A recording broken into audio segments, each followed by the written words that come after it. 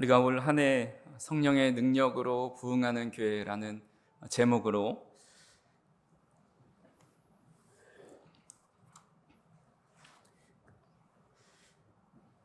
한 해를 보냈습니다. 이제 한 해를 마무리하는 이 시점에서 과연 우리가 그 표어대로 우리 교회에 이루어졌는지를 한번 생각해 보지 않을 수가 없습니다. 성도님들은 어떻게 생각하십니까? 지난 1년 동안 우리 교회는 과연 성령의 능력으로 부흥했다고 생각하십니까? 아니면 그렇지 않다고 생각하십니까? 여러분의 가정과 일터 그리고 개인의 삶이 성령의 능력으로 부흥하셨습니까? 저는 이 위대한 표어를 걸고 한 해를 시작하면서 기대감이 있었습니다. 올 한 해 우리에게 주신 표어를 가지고 우리 교회가 성령의 능력으로 부흥하겠다, 이런 기도를 드리고 또 믿음으로 또 한 해를 시작했습니다. 근데 솔직히 고백하자면 한편으로는 의구심도 있었습니다. 과연 우리 교회에 부흥이 일어날까? 아니나 다를까 한 해의 절반쯤 지나갔을 때에 제 마음은 점점 무거워져 갔습니다. 우리가 그토록 부르짖으며 부흥을 주옵소서라고 기도했지만 사실 눈에 보이는 응답은 미적지근해 보였기 때문입니다. 현실은 여전히 차가웠고 폭발적인 성령의 능력이나 기적 같은 것은 유언해 보였습니다. 초대교회를 보면 어떻습니까? 그들은 성령의 능력으로 사도행전 2장에 나타나는 아주 놀라운 일들을 행하게 됩니다. 베드로가 설교하면 3,000명씩 5,000명씩 가슴을 치며 회개합니다. 안진뱅이가 일어나 걷고 뜁니다. 심지어 베드로의 그림자만 덮여도 이 병든 자가 나았습니다. 옥문이 저절로 열리고 착고가 풀렸습니다. 근데 오늘 우리의 현실은 어떠합니까? 이 초대교회의 뜨거운 성령의 능력과 우리 현실 사이에는 너무나도 큰 괴리감이 있다는 생각이 들었습니다. 그래서 솔직히 낙심이 되기도 하였습니다. 하지만 하나님께서는 그 부흥이 눈에 보이는 화려한 현상이나 숫자적인 팽창만을 의미하지 않는다는 그 당연한 사실을 다시 한번 깨닫게 해주셨습니다. 20세기의 위대한 복음주의 설교자 마틴 로이드 존스의 목사님의 저서인 이 부흥에서 이런 내용이 있습니다. 좀 길지만 제가 읽어드리겠습니다. 부흥의 본질은 성령의 부어주심입니다. 그것은 단순히 교회 프로그램이 개선되거나 사람들이 교회에 많이 모이는 차원의 문제가 아닙니다. 부흥이 임할 때 회중은 하나님의 임재에 대한 압도적인 자각에 사로잡히게 됩니다. 마치 하나님이 저 멀리 계신 것이 아니라 바로 지금 이곳에 우리 곁에 와 계시다는 사실을 전율할 정도로 느끼게 되는 것입니다. 그 거룩한 영광의 빛 앞에서 인간은 자신의 추악한 죄를 깊이 깨닫게 됩니다. 사람들은 자신의 죄 때문에 고통스러워하며 어떤 이들은 견딜 수 없는 영혼의 고뇌로 인해 바닥에 쓰러지거나 울부짖기도 합니다. 그러나 성령님은 우리를 절망 속에서 버려두지 않으십니다. 바로 그 순간 십자가의 사랑과 그리스도의 영광을 폭포수처럼 쏟아부어 주십니다 라는 글이 있습니다. 부흥은 성령께서 각 심령에게 임하시게 되는데, 그렇게 되면 영광의 빛이 비추이게 되면 죄에 대한 깊은 자각을 갖게 됩니다. 그리고 그리스도의 영광을 깨닫게 됩니다. 한마디로 부흥은 외부의 소란이 아니라 내부의 본질적인 변화에 있다라는 것입니다. 초대교회 마가의 다락방에 120명이 모였을 때 성령은 공동체에 임하기 전에 각 개인에게 임하였습니다. 한 영혼이 성령의 충만함을 입어서 전 존재가 뒤집어졌습니다. 이것이 바로 회심이죠. 그리고 감사하게도 그 자리에 모여 있었던 120명의 모든 제자들이 다 이런 회심을 경험합니다. 한 사람이 성령으로 충만해지는 것이 회심이라고 한다면 두세 사람이 성령으로 충만해져서 회심이 단체적으로 일어나는 것을 부흥이라고 할 수가 있다라는 것입니다. 그런 의미에서 저는 올 한 해를 돌아보면서 제 안에 이런 영적인 변화가 있었다라고 확신하고 있습니다. 그리고 오늘 이 자리에 계신 성도님들 중에서도 그런 영적인 변화가 있으신 분들이 계실 겁니다. 비록 형편은 여전히 어렵고 상황은 나아지지 않습니다. 그러나 그 상황 속에서도 이전과는 다르게 마음의 평안이 찾아옵니다. 설명할 수 없는 기쁨이 솟아나는 겁니다. 이 눈에 아무 증거 아니 배워도 믿음만을 가지고서 늘 걸으며 이 귀에 아무 소리 아니 들려도 하나님의 약속 위에 서리라 라는 찬양의 가사처럼 눈에 보이는 증거가 없는데도 하나님이 믿어지고 귀에 들리는 소리가 없어도 마음의 담대함 또 약속의 말씀으로 확신으로 가득 차게 됩니다. 두려움이 사라지고 담대한 마음이 생겨납니다. 그래서 이렇게 고백하는 거죠. 하나님 사랑합니다. 하나님이 온 세상에 가장 뛰어나신 분이십니다. 하나님께 내 인생을 맡기겠습니다 라는 그 고백이 터져 나오게 되는 것입니다. 그것이 바로 성령의 능력을 통해서 나타난 내적인 변화라 할 수가 있습니다. 그래서 지금 이 자리에 그렇게 내적인 변화를 한 해 동안 경험하신 분이 두세 번이라도 있다면 우리 교회는 올 한 해 분명히 성령의 능력으로 부흥하였다라고 말할 수 있다라는 것입니다.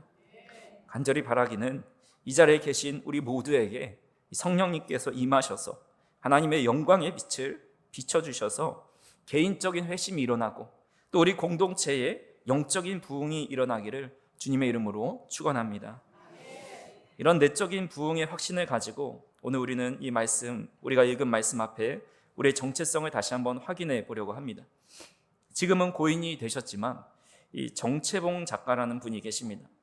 이분은 불교적 배경을 가지고 태어났는데 나중에 1980년 광주 민주화 항쟁을 경험한 이후에 천주교로 개종하셨습니다. 그 이후에 활발히 작품 활동을 했는데 그 작품 중에 하나가 날고 있는 새는 걱정할 틈이 없다라는 책을 지으셨습니다. 그 책의 내용 중에 너는 누구인가 라는 이야기가 나옵니다. 한 여인이 차를 타고 가고 있었는데 갑자기 뒤에서 큰 화물 트럭이 덮쳐왔습니다. 쾅 소리가 나면서 그 순간 모든 것이 아득해집니다. 그녀는 누군가로부터 질문을 받았습니다. 너는 누구인가? 그분이 대답하기를 자신의 이름과 주민등록번호 그리고 주소를 댔습니다. 근데 또다시 소리가 들려오는 겁니다. 너의 사회에서의 그런 분류 형식을 물은 것이 아니라 너는 누구인가? 라고 내가 물었다라는 음성이 들리는 겁니다. 그러자 그녀가 대답하기를 네, 저는 사장의 부인입니다. 남들이 저를 가리켜서 사모님이라고 부르기도 합니다. 그러자 또 들려오는 소리가 나는 누구의 부인이냐고 묻질 않았다. 너는 누구인가? 라고 물었다라는 겁니다. 그러니까 그녀가 또 대답하기를 네, 저는 일남일녀의 어머니입니다. 딸아이와 또 아들 하나를 두었는데 이 딸이 특히 피아노에 천재적인 재능이 있습니다. 얼마 전에 신문에도 나오고 콩쿠르에서 우승도 했습니다. 그런데 또 들려오는 소리는 나는 너가 누구의 어머니냐고 묻지 않았다. 너는 누구인가? 라고 또다시 음성이 들려오는 겁니다. 그녀는 또 침이 마른 혀로 대답합니다. 저는 교회를 다니고 있습니다. 간혹 불우이웃 돕기도 앞장섰습니다. 저희 교회에 다니는 사람들은 저를 다 알고 있습니다. 라고 대답을 합니다. 그런데도 들려오는 소리는 나는 너의 종교를 묻지 않았다. 너는 누구인가? 라고 물었다. 라는 또 물음이 들려옵니다. 그녀는 응급실에서 깨어나면서 중얼거리고 있습니다. 내가 누구인지 좀 가르쳐 주세요. 내가 누구인지라는 그런 중얼거림을 하다가 깨어났다라는 겁니다. 우리는 보통 당신이 누굽니까? 이런 질문을 받으면 우리는 외적인 것으로 대답할 때가 있습니다. 예를 들어서 누군가 당신은 누구십니까? 저에게 물어보면 저의 이름은 홍반석입니다. 또 저희 나이를 궁금해하시는 분들이 많은데 저는 41살입니다. 또 저는 장신대를 졸업하고 목사 안수를 받고 목사가 되었습니다. 저는 사랑교회에서 목회하고 있습니다.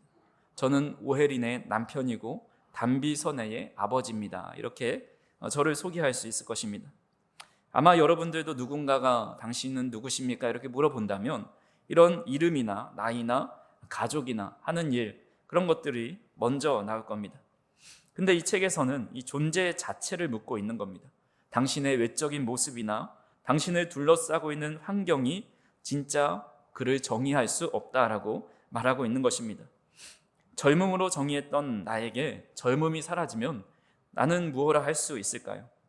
사장이라 정의하고 부자라 정의했던 나에게 사장의 자리에서 내려오고 물질이 사라지면 무엇이라 정의할 수 있을까요? 누구누구의 남편입니다. 누구누구의 부인입니다. 만약에 상대방이 사라지고 나면 나는 무엇라 소개할 수 있는 것일까요?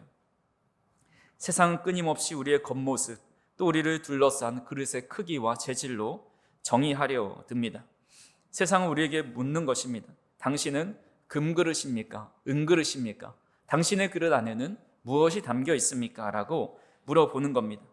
그러다 보니까 우리도 우리를 둘러싸고 있는 겉모습과 환경이 바로 나의 존재라고 착각할 때가 있는 것입니다. 하지만 오늘 성경은 고린도후서 4장 7절을 통해서 우리의 정체성을 세상과는 전혀 다른 차원에서 정의하고 있습니다. 우리를 향해서 이렇게 선포하고 있습니다. 같이 한번 읽어보겠습니다.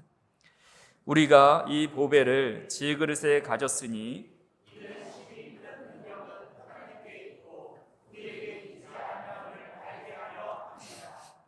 아멘.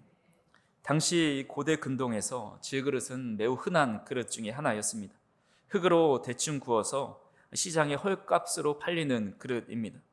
조금만 부딪혀도 금이 가고 떨어뜨리면 산산조각이 나버립니다. 쓰고 버리는 일회용품에 가깝습니다. 여기까지만 보면 이 세상이 정의하는 바와 다르지 않습니다. 인간의 존재 자체가 본래 상처받기 쉽고 유혹에 잘 빠져들고 육체의 질병과 마음의 우울감 앞에서 너무나 쉽게 무너집니다. 금그릇, 은그릇 같아 보이지만 사실 인간 본연 자체는 다 질그릇입니다. 그저 그 질그릇 겉에다가 금칠하고 은칠해서 든든해 탄탄해 보이고 좋아 보이는 거지만 본질은 금세 금이 가고 부서지는 질그릇과 같다라는 겁니다. 작은 상처가 더 아프다라는 책에 보면 이런 내용이 있습니다. 엄청난 트라우마는 한 번 겪으면 그 고통이 크고 길지만 다행히 자주 나타나진 않는다. 오히려 이런 큰 상처보다 우리를 괴롭히는 것은 일상에서 받은 작은 상처다. 상대의 가벼운 농담 하나, 별것 아닌 행동 하나가 가슴을 찢어 놓는 것이다. 이런 작은 상처들은 제때 치유하지 않으면 쌓이고 쌓여 결국 깊은 상처가 되어 버린다라고 말하고 있습니다. 사람은 강해 보여도 질그릇처럼 작은 충격에 스크래치가 나고 깨지기 쉽고 상처를 쉽게 받아서 쌓여서 더 깊은 상처를 남긴다라는 것입니다. 그래서 성경은 분명하게 인간의 존재에 대해 설명하면서 너희는 질그릇이지만 반전을 이야기하는 것이 이 볼품없는 질그릇 안에 우주보다 더 존귀한 바로 보배를 담아 놓았다라는 것입니다. 이 보배는 바로 예수 그리스도이십니다. 하나님과 동등된 분이시지만 생명의 복음, 만왕의 왕이신 예수님께서 그 높은 보좌를 버리시고 이 땅 가운데 우리 안에 깨지기 쉬운 저와 우리 성도님들의 그 질그릇 같은 심령 한가운데 거주하기로 작정하셨다라는 것입니다. 그래서 그릇의 가치는 그릇의 재질이 결정하는 것이 아닙니다. 그릇의 가치는 두 가지로 결정이 됩니다. 하나는 누가 만든 그릇이냐입니다. 현대 미술을 보면 사실 저로서는 이해할 수 없는 작품들이 많이 있습니다. 저게 뭐라고 저렇게 비싸게 사갈까? 그런 작품들이 있습니다. 사진을 하나 보시면 매우 유명한 작품이죠. 벽에다가 강력 테이프로 바나나를 붙여 놓았습니다. 이 바나나가 얼마에 팔렸을까요? 1억 4천만 원의 경매로 판매되었습니다. 또 옆에 보면 선반 위에 물컵을 하나 올려놨습니다. 이것도 작품이라고 올려놨는데 이게 얼마에 경매되었을까요? 1,400만 원에 팔렸다고 합니다. 죄송합니다. 2,500만 원에 팔렸다고 합니다. 다음 작품을 보시면 이거 우리 초등학생들도 할 법한 색깔 찰흙으로 이렇게 쌓아 놓은 것 같아 보입니다. 근데 이 작품이 얼마의 경매로 팔렸는지 아십니까? 무려 하나로 267억에 팔렸다고 합니다. 이 작품 또 하나 작품을 또 보시면 마치 막 낙서해 놓은 것 같은 이 작품이 경매로 팔렸는데 이 작품의 제목이 혹시 뭔지 가늠이 되십니까? 이 작품의 제목이 이 북두칠성의 그림자라고 합니다. 근데 이것을 붓에다가 이렇게 페인트를 묻혀서 털어내서 이게 만든 작품인데 이 그림은 암스테르담 시립미술관에 전시되어 있다고 합니다. 그러니까 우리는 이런 작품들을 볼 때에 정말 형편없고 과연 이게 그렇게 뛰어난 사람이 만든 것일까라고 생각을 하지만 사실 누구의 손에 거쳤냐에 따라서 그 미술품의 가격은 완전히 달라지는 것입니다. 사람들이 장난처럼 만들어 놓은 것도 뛰어난 기술이다, 예술이다라고 극찬하며 높은 값을 매깁니다. 우리도 마찬가지라는 겁니다. 우리가 세상이 볼 때, 남들이 볼 때 그저 평범한 흙덩이 같고 깨지기 쉬운 질그릇 같아 보이고 흠집이 많은 인생처럼 보이지만 우리 스스로도 나 같은 게 무슨 가치가 있을까? 내가 왜 이렇게 부족한 모습으로 태어났을까? 자책하며 낙심할 때도 있지만 이런 예술 작품들 누구의 손에 거쳤냐에 따라서 매우 귀한 가치를 가진 것처럼 우리 또한 하나님의 손을 거친 가장 귀한 걸작품이라는 사실을 우리가 믿는다면 우리는 이 세상의 가치로 매길 수 없는 그렇게 귀한 존재가 될 수 있다는 것입니다. 그래서 작품의 가치는 재료의 우수성이 아니라 누가 만들었는가에 따라 달려있다는 사실을 기억하면서 나는 하나님이 만들어 놓은 존재라는 사실을 올 한 해 잊지 않으시기를 간절히 소망합니다. 두 번째로 그 안에 담긴 내용물이 그 가치를 결정합니다. 밥이 담겨 있으면 밥그릇이고 술이 담겨 있으면 술그릇입니다. 오물이 담겨 있으면 오물그릇이고 독이 담겨 있으면 독그릇입니다. 그렇다면 보배를 담아 놓았다면 그것은 보석함이 되는 겁니다. 우리 안에는 세상 그 무엇과도 비교할 수 없는 예수 그리스도라는 보배가 담겨 있습니다. 생각해 보시기 바랍니다. 이 질그릇 자체는 시장에서 매우 값싸게 살 수 있는데 만약 이 그릇 안에 최고의 가치의 다이아몬드가 담겨 있다면 이것은 더 이상 아무렇게나 취급받을 수 없습니다. 박물관의 가장 좋은 자리 한가운데 있고 유리로 막아놓고 보안을 철저히 하면서 사람들의 손이 타지 않도록 또 훔쳐가지 않도록 철저하게 보안을 하게 되는 것입니다. 그릇의 운명이 내용물 때문에 완전히 뒤바뀌게 된다는 겁니다. 하나님께서 저와 우리 여러분들을 얼마나 귀한 존재로 여기시는지 베드로전서 1장 18절에서 19절에 이렇게 말씀합니다. 같이 한번 읽어보겠습니다. 너희가 알거니와 너희 조상이 물려준 헛된 행실에서 대속함을 받은 것은 은이나 금같이 없어질 것으로 된 것이 아니요 오직 흠없고 점없는 어린 양 같은 그리스도의 보배로운 피로 된 것이니라. 아멘. 성경은 우리가 은이나 금으로 된 것이 아니라 오직 흠없고 점없는 어린 양과 같은 그리스도의 보배로운 피로 된 것이다 라고 선포하고 있습니다. 우리는 예수님의 생명과 맞바꿀 만큼 우주에서 가장 가치 있는 존재라는 것입니다. 그래서 간절히 바라기는 나는 깨지기 쉬운 질그릇이라는 사실을 우리 스스로는 인정하되 하나님께서 빚으신 질그릇이다. 우리 안에 우주보다 가장 귀한 보배로운 그리스도를 담아 놓으셨다라는 사실, 그 믿음만은 절대 흔들리지 않는 저 우리 성도님들이 되기를 간절히 소망합니다. 우리 보배 되시는 주님께서 우리 안에 있을 때 얼마나 큰 능력을 가지게 되는지 고린도후서 4장 8절에서 9절에 이렇게 말씀합니다. 같이 한번 읽어보겠습니다. 우리가 사방으로 우겨쌈을 당하여도 쌓이지 아니하며 답답한 일을 당하여도 낙심하지 아니하며 박해를 받아도 버림받지 아니하며 거꾸로 뜨림을 당하여도 망하지 아니하고. 아멘. 사방이 우겨쌈을 당해도 쌓이지 않고 답답한 일을 당해도 낙심하지 않습니다. 박해를 받아도 버림받지 않고 거꾸로 뜨림을 당해도 망하지 않는다 말씀하고 있습니다. 제임스 패커의 저서 약함이 길이다라는 책에 이런 내용이 있습니다. 이 세상에 사는 한 연약함은 우리를 떠나지 않는다. 우리는 연약한 존재인지라 관계, 환경, 재정, 건강 등 삶의 형편을 최종적으로 제어할 능력이 없다.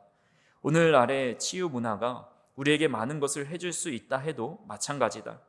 우리 주 예수 그리스도도 사역하는 동안 가난하게 사셨고 이사야의 표현대로 멸시받고 버림받아 결국 약하심으로 십자가에 못 박히셨다라고 말씀하고 있습니다.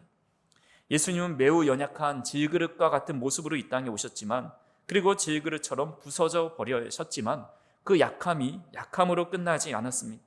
십자가에 달리신 사건은 사단으로부터 영원한 승리를 선포한 사건이 되었습니다.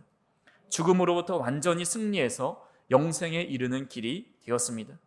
사랑하는 성도 여러분, 이것이 바로 기독교 신앙의 위대한 역설입니다. 세상은 약하면 죽는다, 약하면 먹힌다 라고 말합니다. 그래서 끊임없이 자신의 질그릇을 금으로 포장하려 합니다. 그러나 우리 주님은 십자가라는 가장 무력하고 연약한 자리에서 죄와 사망의 권세를 깨뜨리는 가장 강력한 승리를 이루셨다라는 겁니다. 그렇게 오늘 이 말씀을 새기면서 다가오는 한 해를 살아갈 때 우리의 태도가 완전히 달라져야 합니다. 우리가 살아가는 동안 우리는 여전히 깨지기 쉬운 질그릇입니다. 때로는 관계의 문제로 금이 가고 재정적인 문제로 귀퉁이가 깨져 나갈 수도 있습니다. 우리의 삶의 파도를 우리의 힘으로 제어하지 못할 때가 많이 있습니다. 하지만 두려워하지 마시기 바랍니다. 우리 안에 참 보배 되시는 예수 그리스도만 계시다면 이 세상의 어떤 풍파도 또 어떤 문제도 문제가 되지 않습니다. 오히려 약함이 아니라 은혜의 통로가 되고 약할 때 강함 되시는 하나님을 경험하게 될 것입니다. 2026년 표어는 예수 닮은 우리입니다. 다가오는 2026년에는 늘 우리의 마음에 주님을 모시고 또 예수님을 닮아가는 한 해가 되기를 바라는 마음으로 지었습니다. 주님을 닮고 살아가면 외적인 부흥이 일어나지 않아도 상관이 없습니다. 주님을 닮고 살아가면 누가 나에게 뭐라고 해도 타격감이 없습니다. 예수님을 우리 안에 담고 살아가면 내 주머니 사정이 어쩌하든지 언제나 당당할 수 있습니다. 간절히 바라기는 올 한 해 주님을 우리 마음에 담아서 더 주님을 닮아가는 복된 인생이 되기를 주님의 이름으로 축복합니다. 사방으로 우겨쌈을 당하여도 쌓이지 않고 답답한 일을 당해도 낙심하지 않고 박해를 받아도 버림받지 않고 거꾸러뜨림을 당해도 망하지 않는 그런 복된 인생이 되시기를 주님의 이름으로 축원합니다. 기도하시겠습니다. 자비로우시고 은혜로우신 하나님 아버지, 송구 영신 예배로 주님 앞에 나와 예배하게 하시니 감사를 드립니다. 지난 한 해 동안 우리의 삶을 지켜주시고 눈물과 기도와 연약함 속에서도 우리를 붙드시고 인도해 주신 주님의 은혜를 기억하며 감사와 찬송을 올려드립니다. 하나님, 우리는 질그릇 같은 연약한 존재임을 고백합니다. 때로는 넘어지고 때로는 상처받고 때로는 두려움 속에 흔들렸던 존재이지만 그런 우리 안에 보배 되시는 예수 그리스도를 담아주시니 감사를 드립니다. 새해에는 우리의 그릇을 자랑하지 않게 하시고 우리 안에 계신 예수님만 드러나게 하여 주옵소서. 약함 속에 역사하시는 주님의 능력을 더욱 깊이 경험하게 하시고 현실의 문제보다 크신 하나님을 바라보게 하여 주옵소서. 우리 교회가 프로그램이나 외형적인 성장만을 바라지 않게 하여 주시고 먼저 성령의 충만함을 입은 거룩한 공동체가 되게 하여 주옵소서. 한 사람 한 사람의 심령 위에 하나님의 영광의 빛이 비춰지시는 개인의 회심이 일어나 우리 모두에게 우리 교회가 또 우리 공동체가 부흥을 경험할 수 있도록 인도하여 주옵소서. 다가오는 2026년 우리의 가정과 일터와 사역 위에 하나님의 은혜와 평강이 넘치게 하시고 모든 성도들의 걸음마다 주님이 동행하여 주옵소서. 예수님을 닮고 예수님을 닮아가는 한 해가 되도록 은혜를 더하여 주옵소서. 예수님의 이름으로 기도하옵나이다. 아멘.